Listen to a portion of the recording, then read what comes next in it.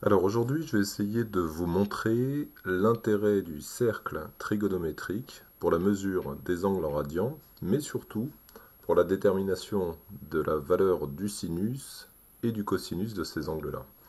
Alors jusqu'à présent pour vous, un angle, c'était dans un triangle, vous le mesuriez à l'aide d'un rapporteur et vous vous contentiez des angles compris entre 0 et 180 degrés.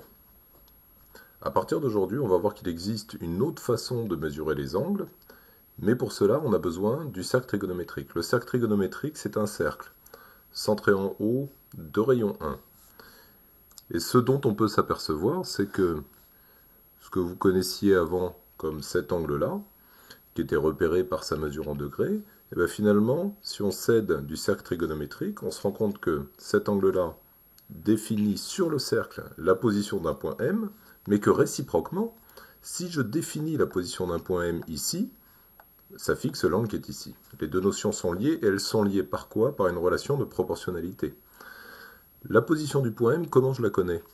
Je la connais par la longueur de l'arc de cercle. I, M. Je pars de I, quelle distance je dois parcourir pour aller en M? C'est ce qu'on appelle la longueur de l'arc de cercle. Et bien cette longueur-là, au lieu de la mesurer en centimètres, en mètres, elle est mesurée en radians. Et on a la relation de proportionnalité suivante. Si on faisait le tour complet du cercle trigonométrique, on aurait parcouru 360 degrés, mais en fait, on a parcouru 2 fois pi fois r, c'est-à-dire le périmètre du cercle. Or ici, c'est l'intérêt du cercle trigonométrique, le cercle a pour rayon 1. Donc en fait, on a parcouru 2 pi. Et on a la relation de proportionnalité suivante, que je vous montre dans le tableau en dessous. Pour un angle de 360 degrés, on a une mesure en radians de la longueur parcourue, mais en fait, c'est ce qu'on appellera un petit peu plus tard la valeur de l'angle en radians de 2π. Si on parcourt 0 radian, ça correspond à un angle de 0 degré. Si on parcourt la moitié du cercle, eh bien, c'est pas très compliqué, on a fait 180 degrés, et la distance parcourue est proportionnelle, on a parcouru pi radians sur le cercle. Si on parcourt encore, je sais pas moi, 90 degrés, c'est-à-dire un quart de cercle, toujours par proportionnalité, ça nous donne une valeur de l'arc de cercle égale à pi sur 2, qui nous permet de mesurer l'angle de 90 degrés. Et on continue comme ça, ainsi de suite. On a les valeurs remarquables à connaître par cœur, de 30, 45, 60, bon, et puis on peut mettre 270 degrés. Alors, 45 c'est facile, c'est la moitié de 90, la moitié de pi sur 2, c'est pi sur 4. Ensuite 30, bah, c'est pi sur 6, 60 pi sur 3, 180 c'est pi, 270 c'est pi sur 2 plus pi, c'est-à-dire 3 pi sur 2. Voilà. Donc encore une fois, c'est un tableau de proportionnalité. Vous pouvez l'établir, je vous conseille d'ailleurs de repérer quelques angles sur le cercle trigonométrique. Hein. Pi sur 2, pi, 3 pi sur 2. On revient ici, on a fait un tour complet, donc on a parcouru 2 pi. Si on regarde ici la bissectrice de l'angle, pile au milieu, ça correspond à 45 degrés ancienne mesure, mais pour nous, ce sera pi sur 4. Voilà, l'angle de 30 degrés, on peut dire qu'il est ici, c'est pi sur 6. L'angle de 60 degrés, il est là, c'est pi sur 3. Et ainsi de suite. Apprenez à les placer sur le cercle trigonométrique, je pense que c'est assez important. Alors ensuite, pourquoi le cercle trigonométrique est vraiment important? C'est parce qu'il permet, ce que vous ne saviez pas faire avant en dehors de la calculatrice, de déterminer la valeur du sinus et du cosinus de l'angle. Alors, je descends un petit peu la feuille.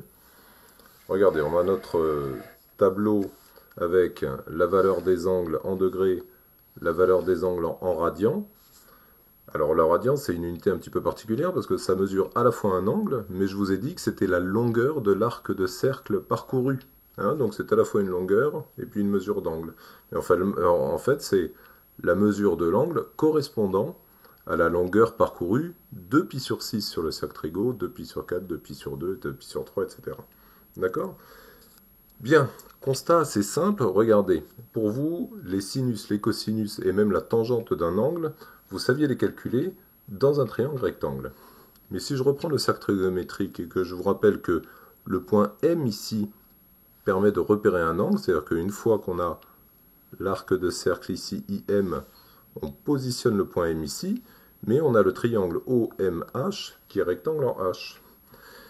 Et bien tout naturellement, il vient que si je m'intéresse à l'angle alpha qui est ici, que vous notiez vous HOM avant, hein, mais dans le triangle rectangle OMH, qu'est-ce qu'on a? On a le cosinus de l'angle alpha, qui est égal à la longueur du côté opposé, non, du côté adjacent à l'angle, c'est-à-dire OH, sur la longueur de l'hypoténuse OM.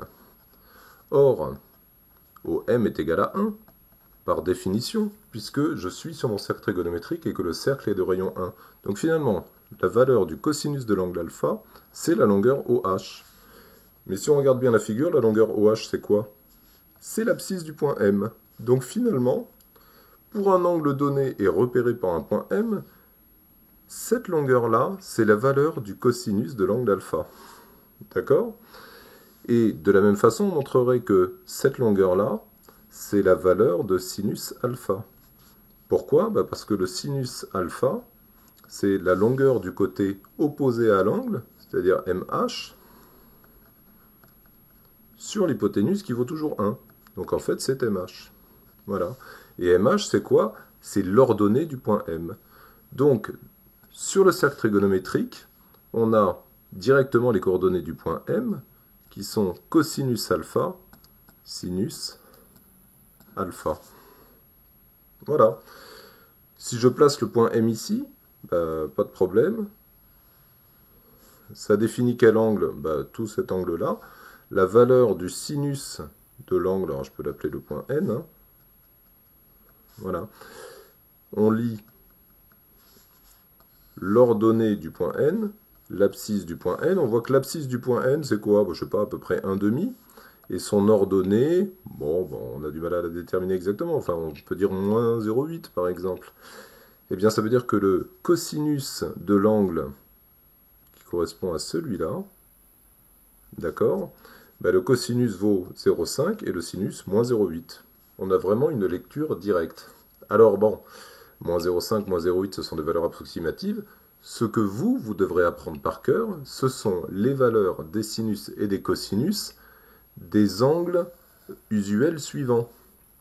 Alors, pour 0 degré, sinus 0, je vous rappelle que le sinus, c'est l'ordonnée du point qui correspondrait à un arc de cercle de 0, c'est-à-dire qu'on est à cet endroit-là.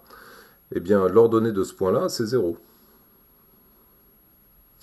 En revanche, l'abscisse de ce point-là, c'est 1. Ça veut dire que cosinus de 0 ou sinus de 0, on peut les calculer comme ça. Sinus de 0, c'est 0, cos de 0, c'est 1. Ensuite, on continue. Pour 30 degrés, c'est-à-dire pi sur 6. Pi sur 6, c'est à peu près par là. Bon, là, il va falloir l'apprendre par cœur. La valeur du cosinus, c'est racine carrée de 3 sur 2. Voilà, et la valeur du sinus, c'est 1,5. On continue.